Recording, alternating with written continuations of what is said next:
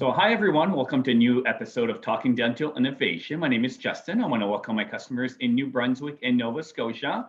Right now in the Maritimes, we're finally open up for COVID, open up for business. So what an exciting time. Hopefully everybody has some great trips that have been booked for this summer, across the province or at different provinces. So it's a very, very exciting week, I think, for everyone and, of course, the rest of Canada. So I think we're going in the right direction. So today's video, I'm very excited to have Gregor from Voco. I've met Gregor a few months ago. He was doing a presentation on a category of products that I think a few of my customers are aware that is available, but I didn't know it was so thorough, such a specific category with a lot of important details that I think many should consider getting into. And that category is warming of composites. So like I said, I think most of you have probably heard in the past from different companies that there's warmers available. You can warm up your composite. But what I didn't know is what kind of composite, what is the structure of that composite? Are you just taking any type of composite and warming it up and it's supposed to be this magical solution?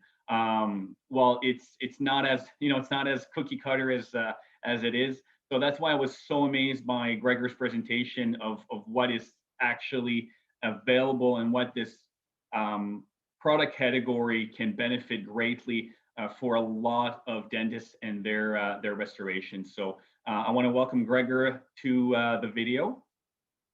Hi there, Justin. Pleasure to be here.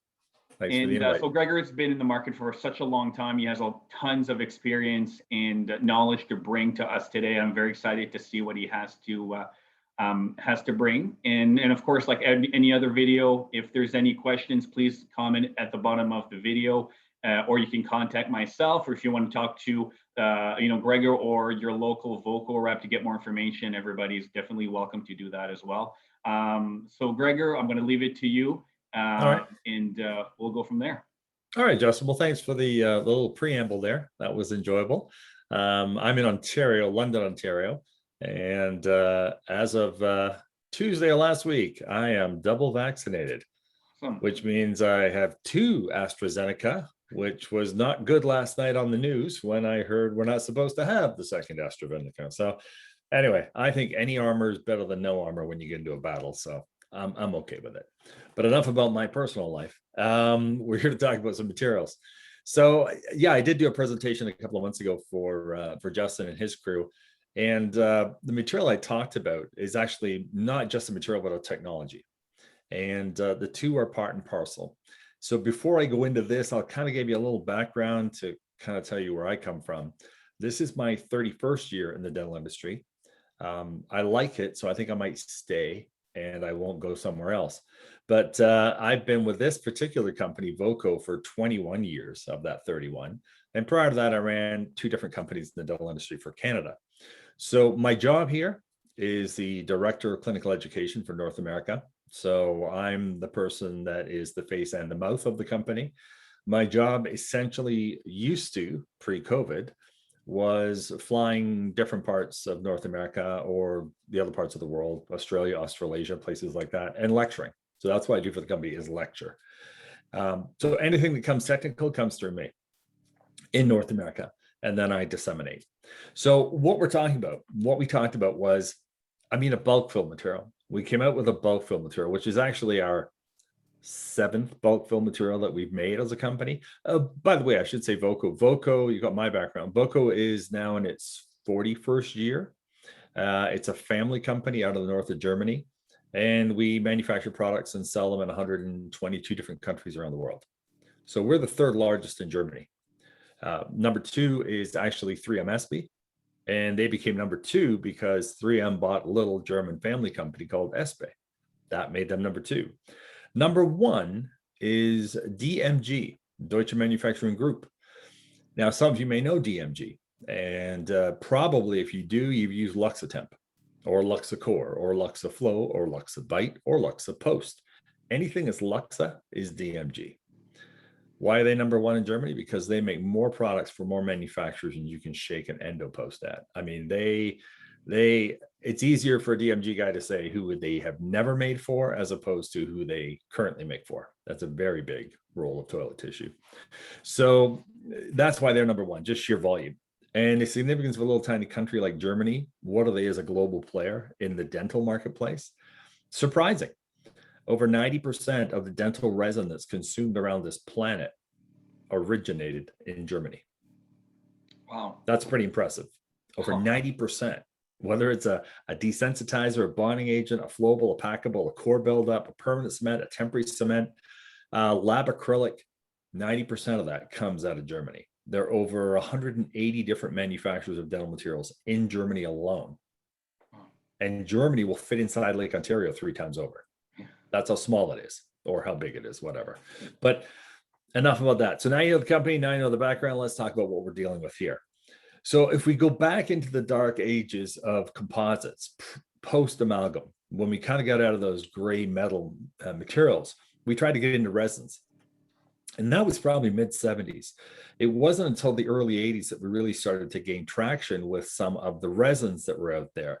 Some of, Justin, some of your clients who have been playing this game for a few decades now may remember a product called Adaptic.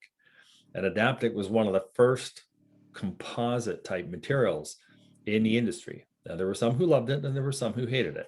Now almost everybody places composites, direct resins, because the consumer doesn't want a big black metal filling in their mouth. They just want something tooth colored. So we started off with those resins, we perfected them. And I'm going to say probably now 30 years ago, we started to sell packables, which were crunchy, packable. If you've ever gone out in a very cold morning on February or January on fresh snowfall, and that crunch underneath your feet that you hear, that's actually what a composite packable feels like inside a patient's head when you're packing it down. It very much sounds like an amalgam, actually. But these packables came out. Now, they were great because we could put them in, we could pick them up on the end of an instrument, place the little ball in, and then smash it around and adapt it. It didn't really adapt that well to the preps, but we could work on it.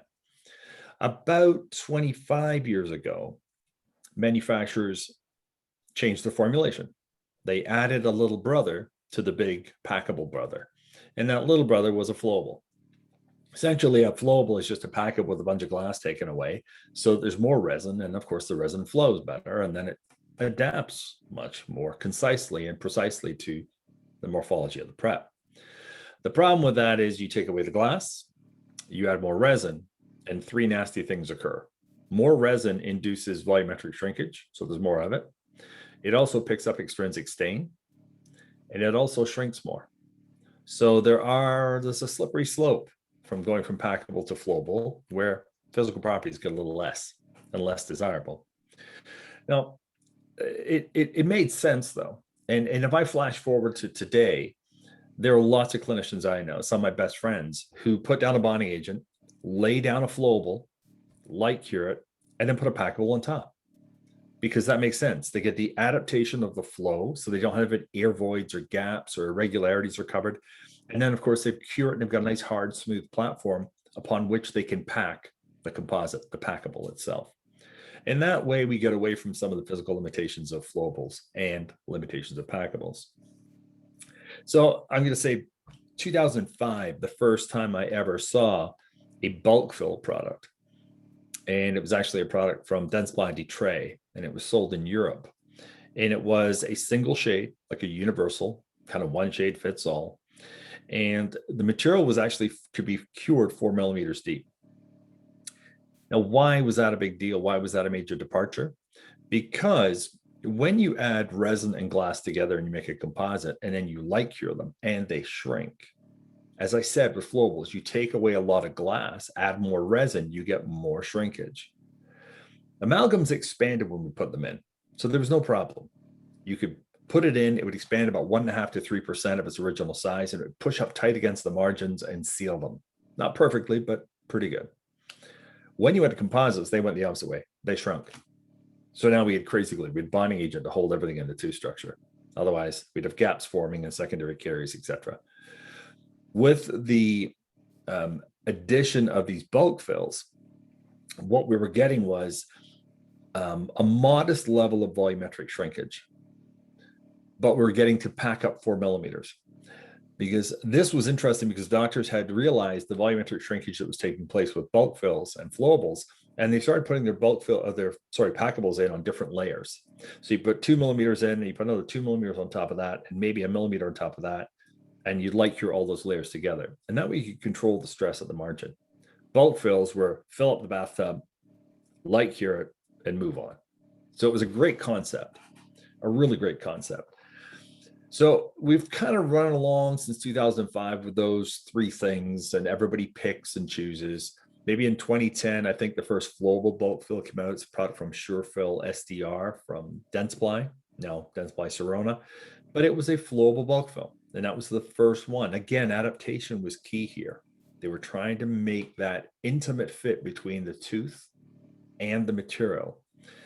The packables just weren't doing it.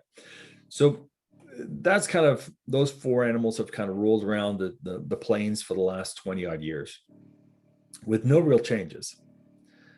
About 15 years ago, somebody came out from the lab side, somebody transmitted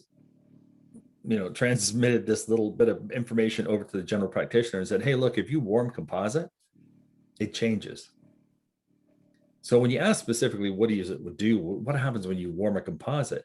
It basically takes a highly filled bulk fill and makes it a little runnier because it's warmer. So what you get is a little more adaptation on the prep.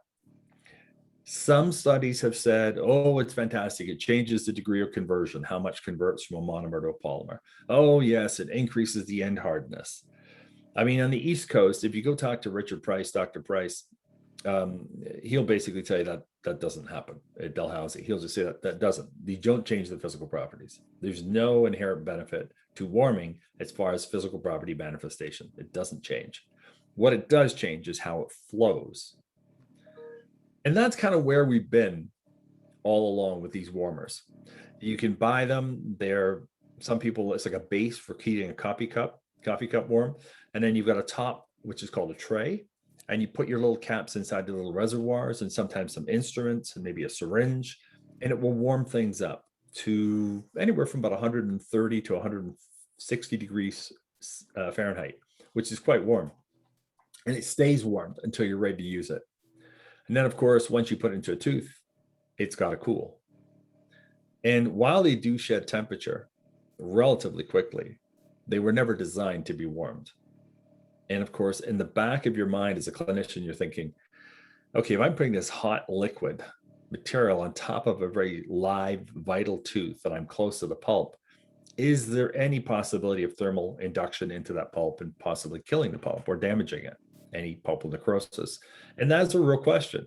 And for many, it's just not worth the risk of warming too warm or heating too warm. So this product that we're talking about here is a brand new technology, and I'll run a couple of videos for you to show you a quick PowerPoint, but it's called thermo-viscous technology, TVT. So Voco created this. Voco has patented this, and this is the first of its kind in the world. This is the very first composite that has ever been engineered that needs to be warmed. You cannot use it at room temp. It will not work. You must warm the material. And as I say, it's the first one that's been engineered to be warmed. What does that say to everyone else? All the Filtech Supreme Ultras that are out there, all my other products, my Grandiosos, my Fusions of the world, those products were meant to be placed at room temp. They were supposed to be taken out of a cap, put it into a gun, and then squirt it into a tooth at room temp. That's how it performs. This one is designed to be warmed. And what it specifically does, two methods of warming it. If you have an old school warmer, you can place it in there. It'll take 3 minutes to reach 155 degrees Fahrenheit. At that point, you now dispense the product into the tooth. It will shed its heat in a matter of seconds, literally a matter of seconds. I'll show you a video of that, a thermal imaging video. But then it goes immediately back to sculptable and packable. So it starts off packable in a syringe or a compule. You warm it, it immediately flows out of the syringe, out of the compule, and on contact with the tooth, immediately reverts back to its original viscosity of sculptable packable. So it's two products in one. So inside one cap, you'll find not only a packable, but a flowable that becomes a packable again. That's unheard of. That's never been done. Now, before I go in any more into the technology, I'll talk about the cap a little. When I show you the videos here and I show you the pictures on this, the cap on the nozzle, if you will, the end of the cap where the composite is dispensed, it looks like a mosquito probe. It looks like the probe on the end of a mosquito. It's super thin and super long and super flexible. That's not normal. When you take a viscous packable material, it comes out of, in beer terms, it comes out of an old stubby bottle. It's a short, fat, wide neck. And then when you get into a tall boy, that's basically what we have here. We have a very long, thin nozzle that you could never, ever put a packable through. You could only squeeze a flowable through it. So right away, the cap tells you it's different just by looking at it. And why do we need a long, thin nozzle or tip? For a couple of reasons. Over the last 15 years, 20 years now, there's been a massive swing in dentistry towards conservative dentistry, uber conservative preps, minimally invasive prep design. We take away only what we need to as far as carious lesions and decay, demineralize, and we leave as much tooth structure as possible. That, when you start following that dictate, you'll find that your preps are much smaller. And if your preps are smaller and narrower, how do you get a big fat cap through a little tiny hole? It doesn't work. So you needed to have not only reach, depth for placement maybe on the floor and then backfilling the way you do with a flowable, but you've got a very small orifice through which you can actually put the tip. So that's the background to the actual tip itself and the actual cap. So that's kind of where we are. We've got a viscous material, thermoviscous material that must be warmed. It goes from packable to flowable back to packable all in a matter of seconds. So now, Justin, at this point, what I can do is I can pop up that PowerPoint, share the screen, and show you how it works. So what I'll do with that is I'll just open up the actual program. It's called VisCalor Bulk. And as I said, world's first thermoviscous material. This is a bulk philosophy, so it's going to have a formula of depth of cure. And there are going to be three tenets here. And the three tenets that I'm talking about are this. First, you will warm it. Now, you can warm it in, there's a Voco caps warmer that's designed for it, but there are other caps warmers that I believe will work. The CalSet or the Adent are going to work, but Germany, my leadership there says, no, you've got to use the Voco warmer. We'll see. There's also a very unique dispenser system called the Voco VisCalor dispenser, and I'll talk about that as well.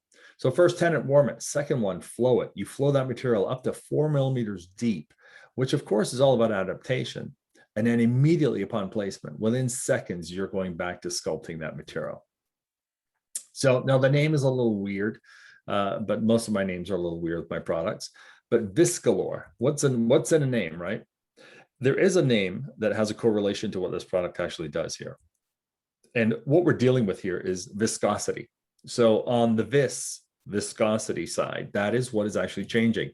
The calor is actually Latin or Spanish, and it means warmth. So you put VisCalor together, and then you add bulk on the end, and that's how you're going to place it. Now, I made reference to the cap. If you look at that cap on the bottom right-hand corner of that picture, you can see that that is quite narrow, a very long, narrow, flexible plastic probe.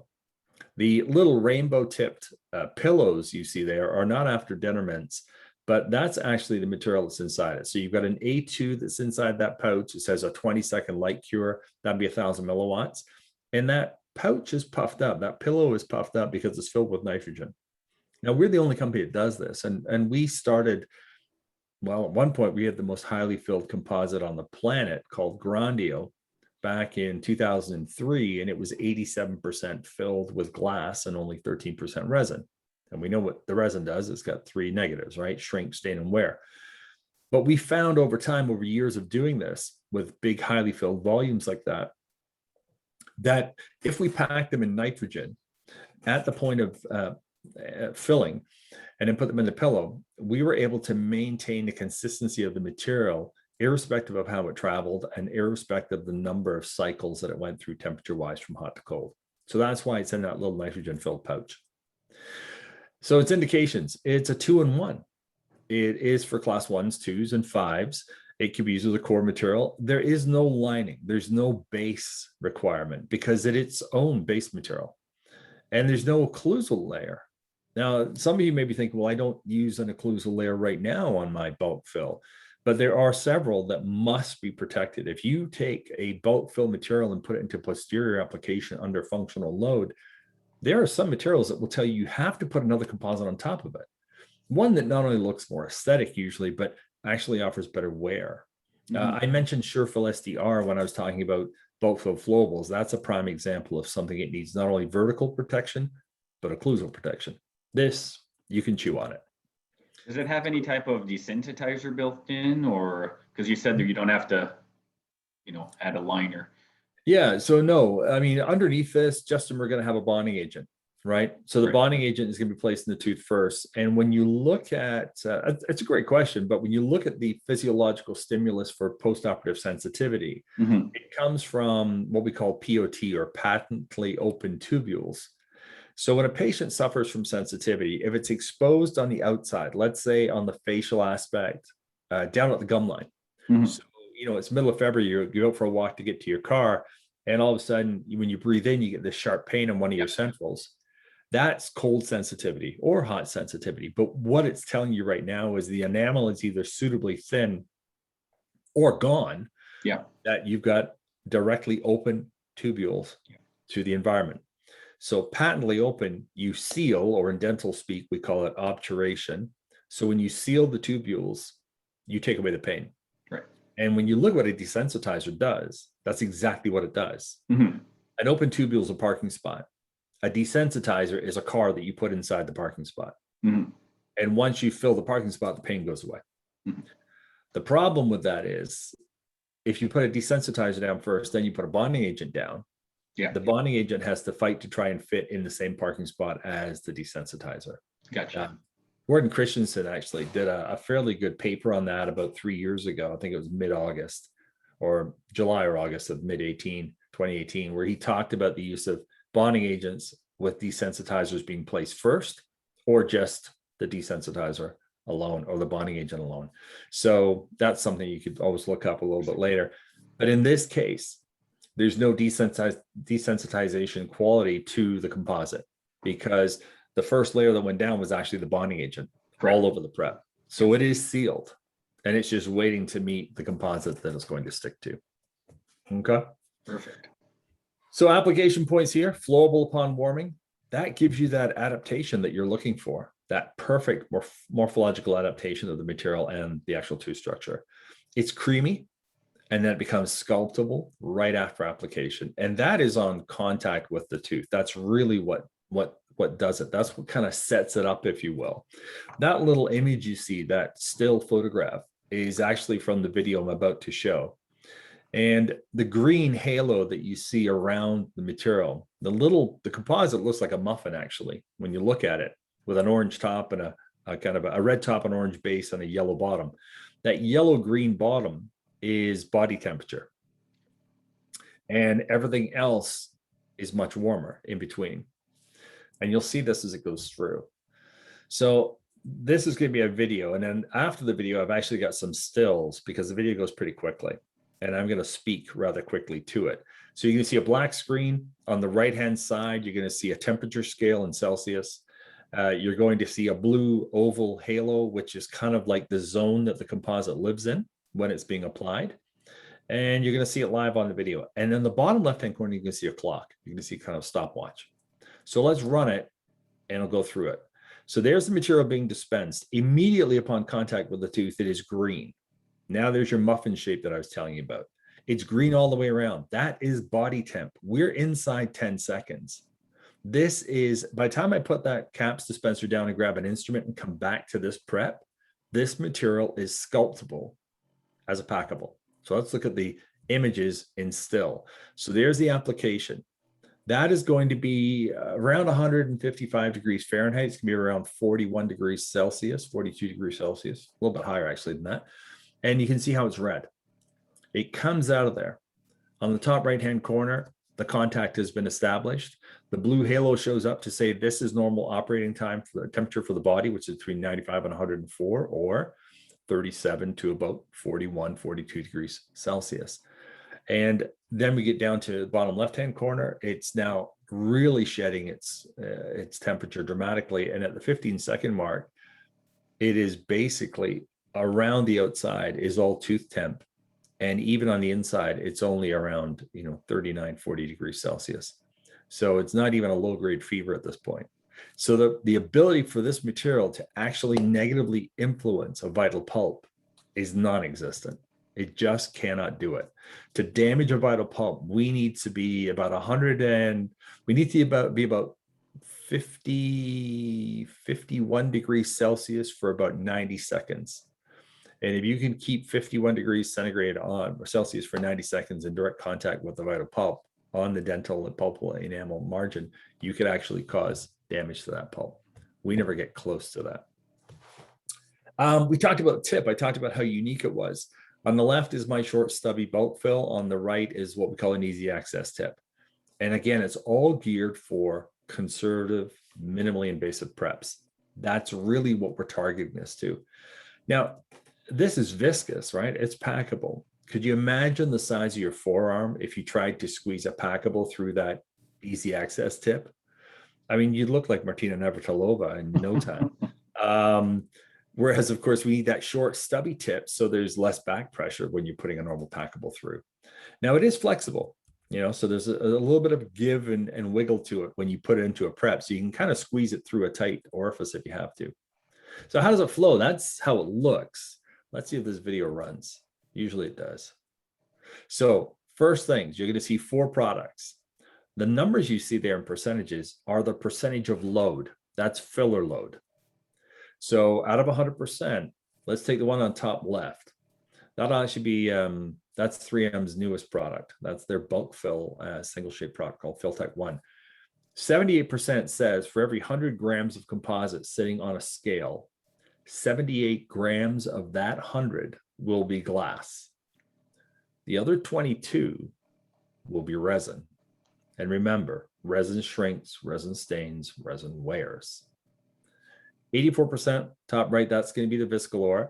The bottom right-hand corner is actually going to be SureFill SDR. Now, I'm going to tell you before I run this, SureFill SDR being flowable, because it always is flowable, will adapt flawlessly to the prep. Just, if you can, watch the one up above it, which is VisCalor. It also adapts flawlessly. But again, it's a packable that turns into a flowable, then becomes a packable. So let's just have a quick look. So the two that are on the right-hand side are adapting flawlessly. The ones on the right, you're going to have to take an instrument and try and make that viscous material make contact with those walls. That's called adaptation. And that can be a problem. So summary on this technology is this: initially flowable, optimal adaptation, becomes immediately sculptable. It's like having 2 viscosities in a single cap.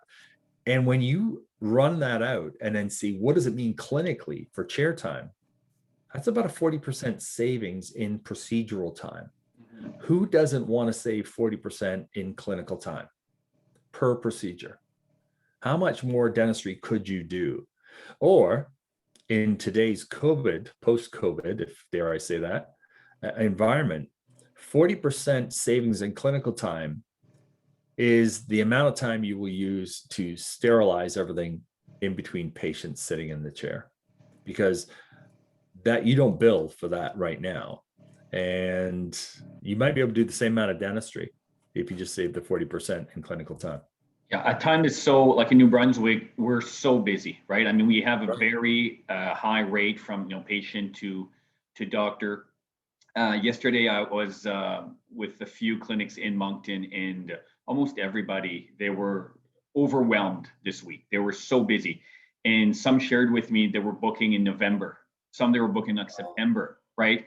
Incredibly busy. So of course, with this type of technology and other time-saving technology, I think it's incredibly important to really adapt and do all these little changes. Because if you do 5 or 6 different things throughout your day that can save 5 minutes here and 10 minutes here. Right. And it could add up to maybe treating an extra 10 patients per week or 50 Exactly. patients per week easily, right? Yeah, COVID has certainly changed the rules of engagement for dentistry. We used to flip patients from one chair to another pretty quickly with very little downtime in between. Now, with the amount of sterilization that takes place in between, that just cuts into production. That cuts into your ability to do dentistry and quality dentistry. I mean, you just do the same quality dentistry, you just do it for a lot fewer people. Yeah. But your overheads didn't reduce, they stayed the same. No. It's still costing the same operating costs. It's just you don't have the revenue stream as much. And even when, we haven't talked about it here, but when you start talking about materials, every touch, every contact point, asepsis becomes, a 4-letter word, even though it isn't. But it becomes very, very, you have to be very conscious of that. Things like when assistants use syringes or doctors use syringes and they crank out the material, that syringe needs to be wiped down and sterilized. And when you're dealing with caps, that's logical because the cap, you can use the whole cap for the patient and get rid of the cap if you don't want it. You don't have to touch it again. Yeah. But I've often talked, I found myself talking to doctors recently about this. There's a lot of doctors that go to Canadian Tire and get a tackle box, right? And they put the A2, the A3, the A1s, the bleach, they're all in there. Have you ever watched the assistant reach for an A2 cap? Sticks the glove finger, was holding suction a second ago, then reaches down and can you get me an A2? She hits about 5 A2 caps before she pinches one in her gloves and then puts it into the gun, then hands me the gun. Yeah. Okay, are you going to go back and sterilize the other 4 you touched? Because they were in Gregor's mouth with his saliva. They go, oh, no. Okay, so how about I bring my own caps to you and then you can use them on me? Yeah. Because that way I know where they've been, But things like that, or bonding agents, when you touch a bottle and take the cap off, put the cap down, then dispense it into a mixing well, and then put it down, put the cap back on again. That cap needs to be wiped down. That bottle needs to be wiped down before the next patient. Yep. I mean, you have to follow these regimes, these protocols. But we do know now that hard surfaces don't necessarily transmit. So we're getting smarter, but still, the dental associations and societies and the health of governing agencies are saying that we must take all these precautionary steps and measures. Anyway, but anytime you can save money, it's good time well spent, so to speak. Easy access capsule. That's just that long narrow tip I was talking about. It does allow, because when we deal with flowables, we often have concerns about the introduction of air into that flowable mix. And that creates bubbles, and bubbles are just a failure waiting to happen, right? So, a little tip, when doctors are using flowables, regular flowables, I always suggest in my lectures, store your syringes in a coffee cup upside down. So just take a coffee cup you don't like that you got from some manufacturer, stick it on the counter and stand all your flowables plunger down, tip up. Because what that will do is gravity will take over and do the work for you. And if there's any air bubbles in that flowable, because you're partway through the syringe now. So within the syringe, there's a certain amount of flowable material and there's a certain amount of air. Yeah. And when you lay them down, of course, the liquid's level, which means the bubbles or the air comes to the surface and the syringe is half filled lying along the bottom. Mm-hmm. Then when you tip it upside the right way up to actually dispense it into the tooth, you run the risk of popping some air and some flowable into that prep before it becomes all liquid. Right. So storing it the other way, gravity pulls all the flowable to the bottom and puts all the air at the tip. So it's no different than you see them in the movies when they take that syringe and they tap it with their finger to get the air bubbles to come to the needle. And then they do the little geyser and then they put it into you. That way you don't have an embolism. But same thing applies for flowable composites. It's a great way to mitigate bubbles. Anyway, and then no damage to pulp, no risk, because it's at tooth temp. It's not at elevated when it cures. How does this stuff come? The reps can tell you this, but I'm going to go through real quickly.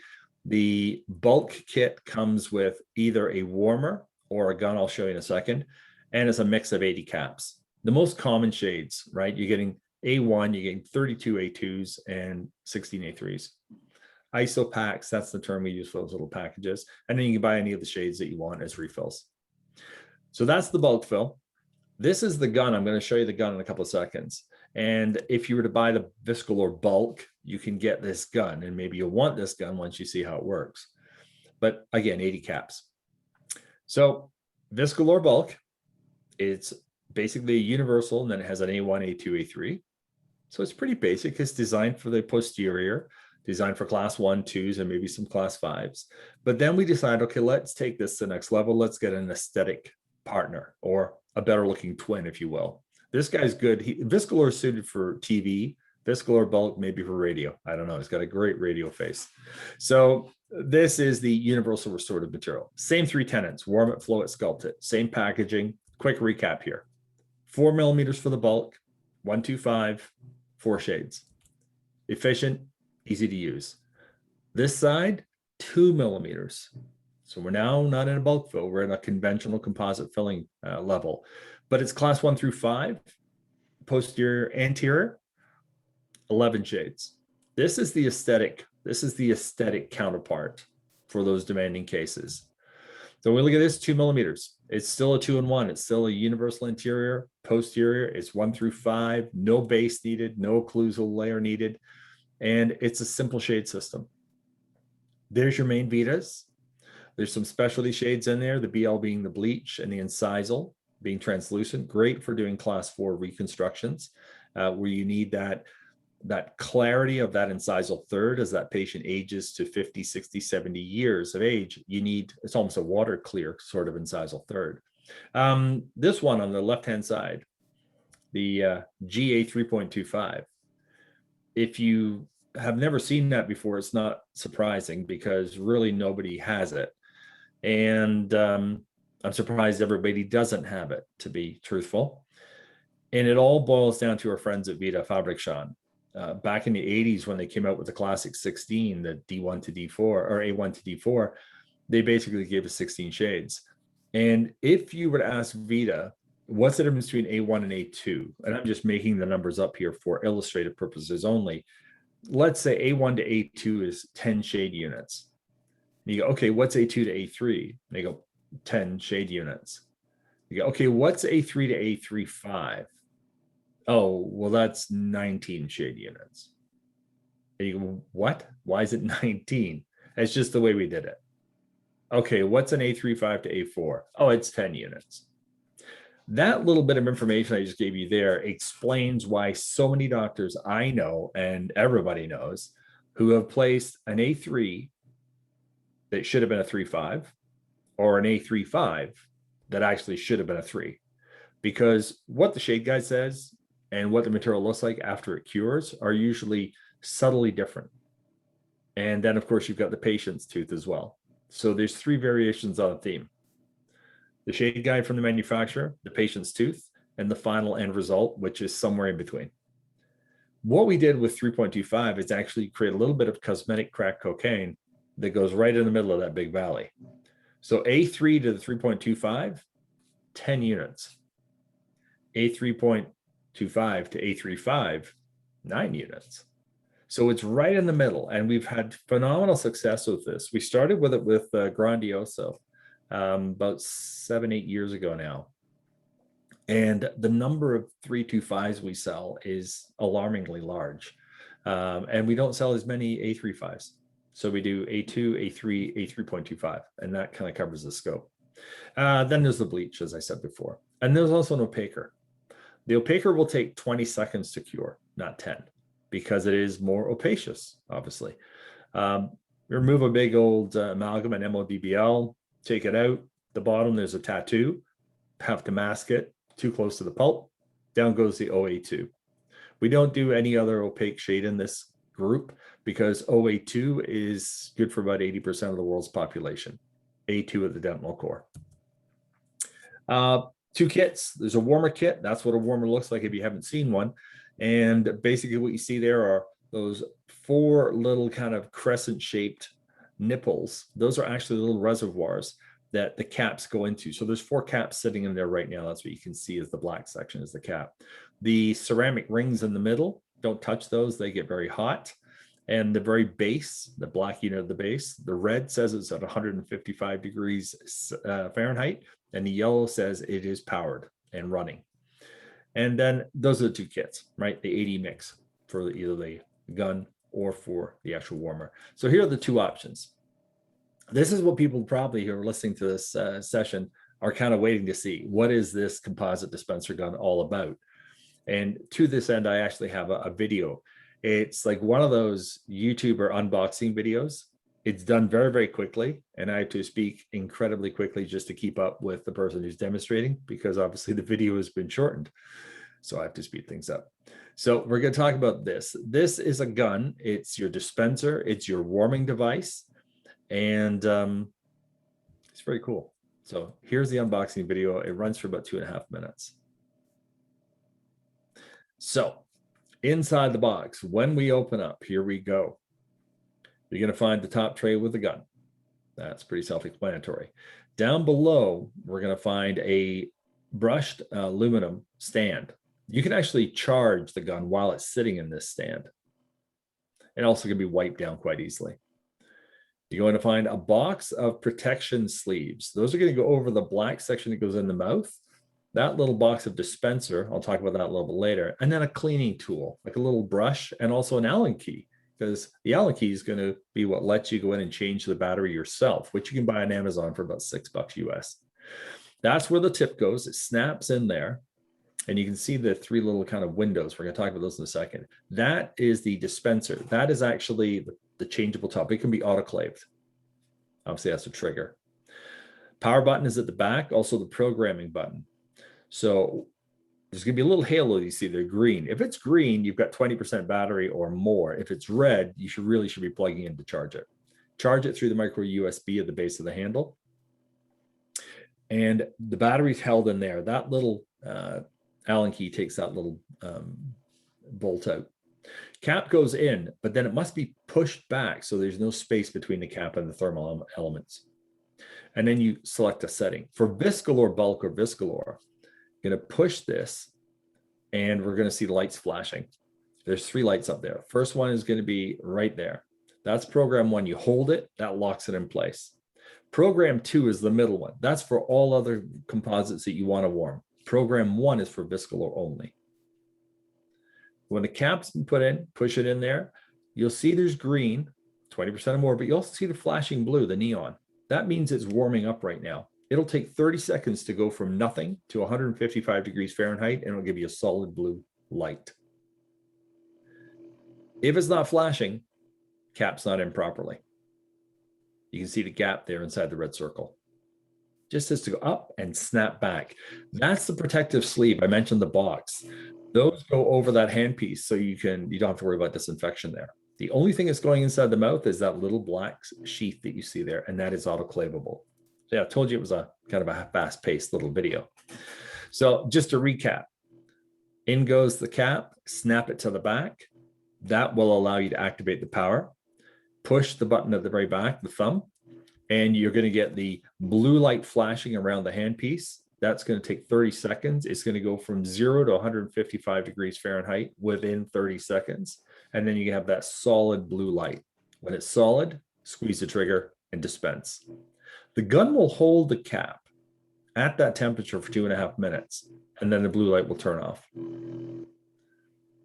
Battery, good for about 15 to 20 caps, and you've got to recharge. My suggestion is plug it in.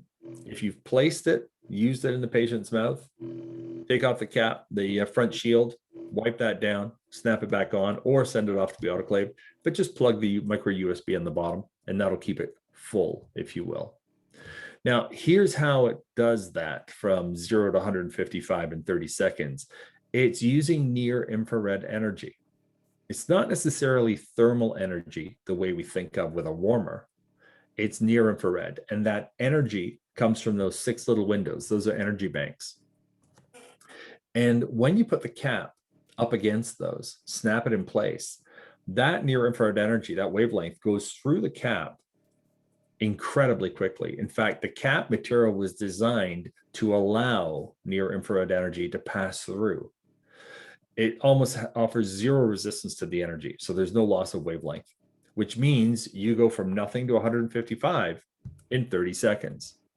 If you were going to put another cap in there, let's say you wanted to warm up Filtech Supreme Ultra, just for example, very popular product, great product. I'd snap the Filtech Supreme Ultra cap in. I would go to the back of the gun and I would take it off of program 1 and I'd put it on program 2. Program 2 will take my warming time from 30 to 70 seconds, but it does so with far less energy. That's why it takes a longer time. We have to dial back the near infrared energy. Otherwise, you would melt the cap, because a standard plastic cap will melt under the assault of this energy. So that's why we have the 2 programs. So when you're using the gun, yeah, obviously, I mean, the moment of insertion, the moment of placing the composite, the composite is warm, right? I mean, it's correct. It's the warmest you can get it, immediately, right? Correct. If you're using the warmer, what is the loss of viscosity from the time you're taking out the cap, the compule to your regular gun, and then using it? Right. What's your off pass? You have to do this, right? Yeah, it takes a matter of seconds. When it's in the dispenser, this warming dispenser right now, you're right. Once you get the solid blue light, it's immediate. You're good to go. Mm-hmm.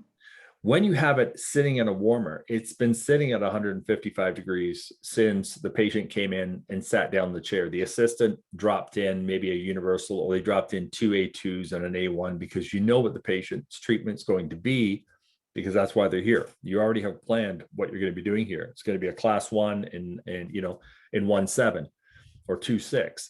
And we know what tooth we're working on and everything. So we kind of know what the shade match is. So the assistant's already loaded that. When that assistant takes that warm cap out, puts it into a composite gun, and hands me just a composite gun, that might be 7-8 seconds. Mm-hmm. The viscosity differential will be negligible. You're not going to be able to even tell it's any different, because the material is going to flow the way it normally does.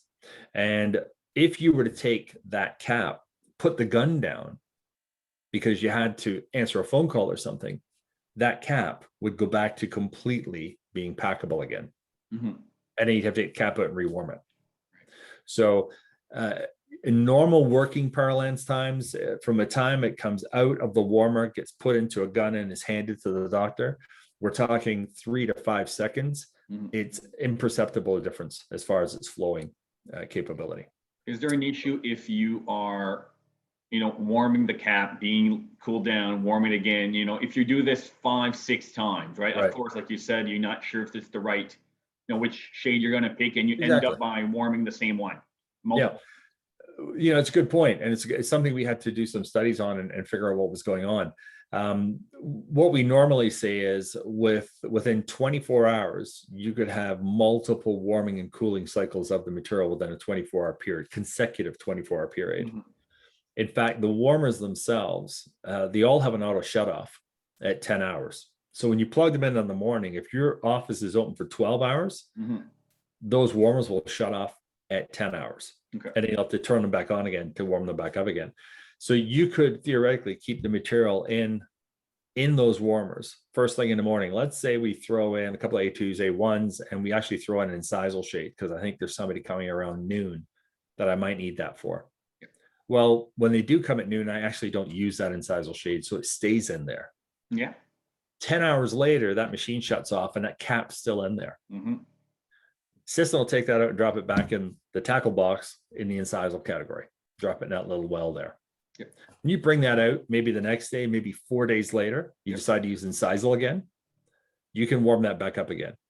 Right now, we do not have a definitive time that says you can only do this 5 times, you can only do it 10 times, you can only do it 20 times. Right now, we're not seeing any appreciable difference in the material's performance over protracted periods of times and multiple warmings.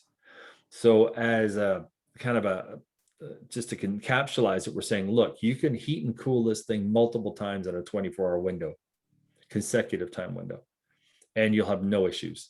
Most people aren't going to do that, Justin. No. If they warm it and then they forget about it, it'll shut off or get taken out and dropped in the box, and then they'll warm it again. Yeah. Maybe the next day or a couple of days later. And we're not seeing any difference in it at all. So I think I talked about that. Yeah, the autoclavable sheath. There's the warmer, there's the dispenser. So side by side, if you took the dispenser, it's already fully charged. When you put the cap in and snap it back, it goes from 0 to 155 in 30 seconds. Mm-hmm. If you use any other composite, you've got to go to program 2 because it's less energy, and it's going to take 70 seconds. Then you've got 2.5 minutes to play with the material. The only downside to this is it's one in the breech, right? It's a single shot, and then you have to get another one.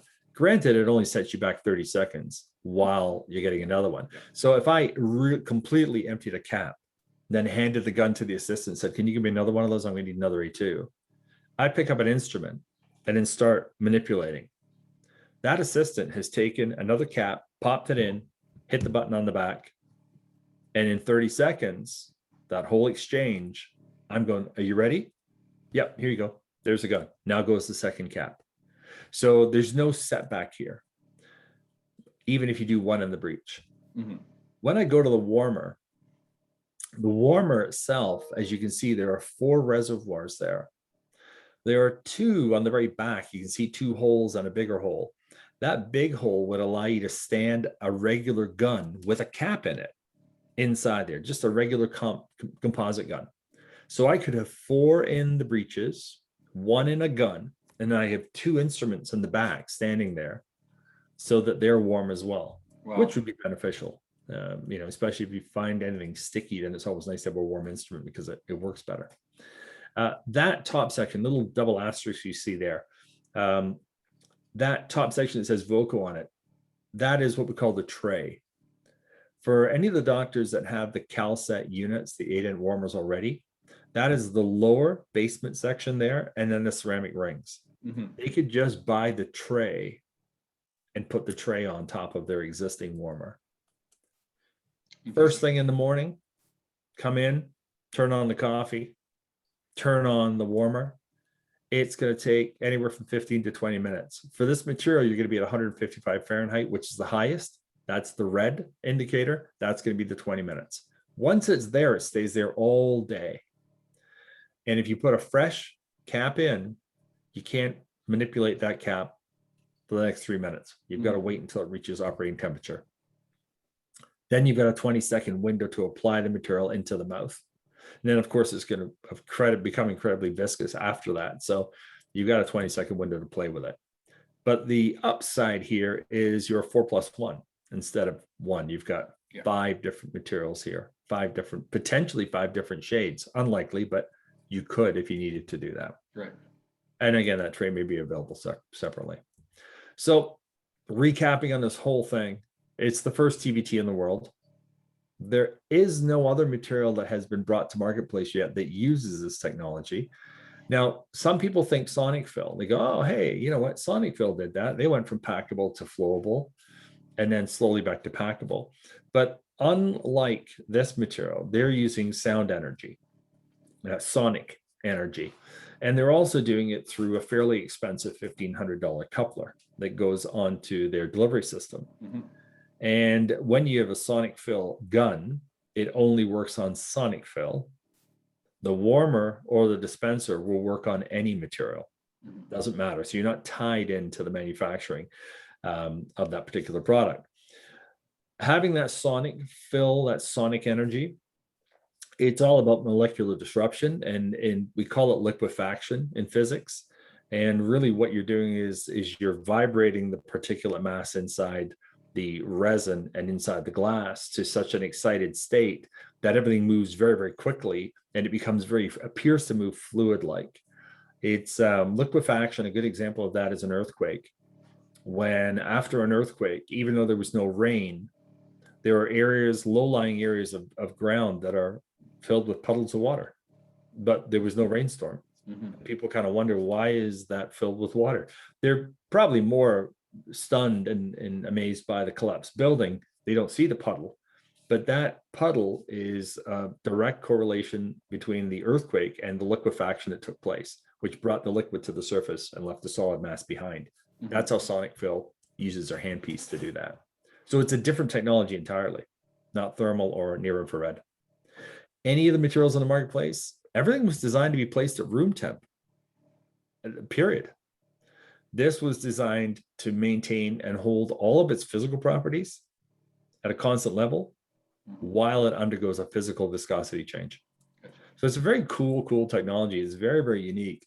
A lot of the key opinion leaders who've started to evaluate the product are giving us phenomenal feedback because they're finding it's a game changer for them. It just is a game changer. It's changing how they do things and the way they do their dentistry. So that's my little blurb on that one for you. It wasn't exactly short, but hey, I've never been known to be short on perfect. Awesome. No, I think this is a very, very interesting option for, most dentists out there. Again, thank you so much for really explaining, really what is this warming, technology. Again, for me, I've heard it a few times. It's not something that I think everybody is aware of or everybody's tried it once, but I believe that the science is there. And it makes sense as well. You look at, of course, I mean, everything that it's not hocus pocus, right? Right. Is there a way for somebody to try it if ever that they're curious to give this a whirl locally? Yeah. Absolutely. The best thing to do is, find the local Voco rep that looks after your marketplace, because they will have not only a warmer, but they'll also have a dispenser. Sure. And, as much as it pains me to say this, the dispenser, you have to follow the rules with the dispenser, because it's almost like giving a firearm to somebody. Well, in the States, I'd say this, but you give a firearm to somebody, but you don't give them any training. Right. And there's a certain way to use this thing. And there's certain steps involved. Something as simple as, an innocuous is when you saw her insert the cap, she put it in and made a point of putting it in. There was a gap between the back of the gun and where the cap was. And then you saw her go snap back. I know already doctors have called me and it's not powering up. There's something wrong. It's not holding a charge. Yeah. And it's just that little 3 millimeter click. Yeah. That's all it was. So, Jeff, who's, your rep as well, Jeff would be more than capable and happy to do either a virtual demo for them and then send them the product for them to evaluate. He'll run that program himself. Yeah. Perfect. No, that's fantastic. And, the whole point of these videos is to bring, new innovations to, to every dental clinic in my territory. And it's, time is 100% a huge factor, like I mentioned. Yep. In most of my clinics, they're super busy. If there's any way that I can offer them a product that can make things easier, less stressful, and again, if it's a product they've been using in the past that it's been working really well, but long term they have to redo that treatment, it's even worse, right? You have to lose an extra hour of cherry time. So so I believe this has a great place in a dental clinic, and a great option for everybody. And hopefully many will give it a whirl and try it out, and save some time and be more efficient. Very good. Yeah, thanks again for the opportunity, for the platform. It's great that you're doing this. I think it's sorely needed. There's a lot of information from a lot of different people out there, and it's tough. There's information overload. So, awesome. Try and distill it down somehow. But thanks again for the time. You have my contact info. Do never hesitate to give that to a doctor. I'm more than happy to talk to them about anything they have in mind. Appreciate it. And look forward to the new innovation. And I'm sure we'll talk soon. Thanks. Cheers. Take care, Justin. Bye for now.